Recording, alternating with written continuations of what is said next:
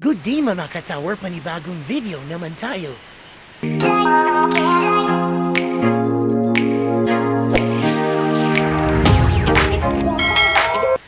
Habang abala naman, kasamahan natin na taga-Pottle, meron akong i-share sa inyo. Ano ba ang mas maganda ilagay o gawing clip sa piping natin? Lalo na nasa external ang electrical piping. Habang nag-installation kasamahan natin, kwentuhan muna tayo. Partida pa yan, ang taga-butas kahit kalbo yan malakas yan. Mabuti na lang meron nagbigay ng tips, na stroke channel slotted for short C channel ang gamitin, para matibay at madami ang malalagyan na piping. Habang natapos na ang pag-install ng C channel, proceed naman tayo sa pagtatayo ng piping. Mabuti na lang kinaya namin kahit mabibigat pipe na yan. Kahit kunti lang kami kaya mabuti na lang maganda ang teamwork namin. Ito na nasimulan na namin. Nakalagay na ng piping number 4, 2 luntod pa yan, shoutout na lang sa foreman namin na taga-video kaya nakapag-vlog pa kami. Dagdag kaalaman muna tayo, kapag kayo umakyat ng matataas dapat nasa tamang safety tayo.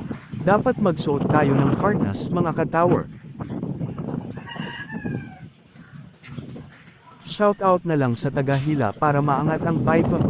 Parang medyo pagod na kaya mamaya snacks na tayo.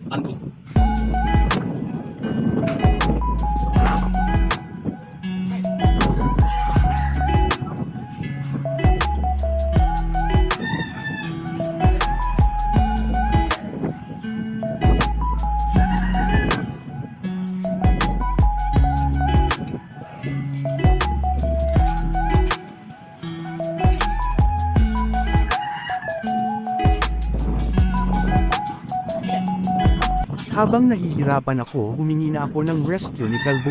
Ay idol Manulo pala.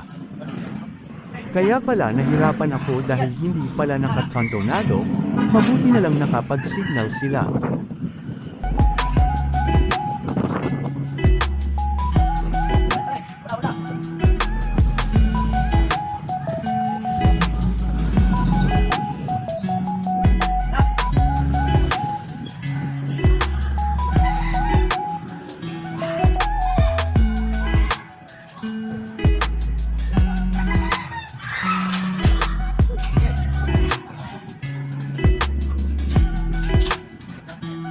Ito muna ang video natin for today mga ka-tower, sana nagustuhan ninyo ang video. Pa-follow, like and share na lang po sa inyo, salamat.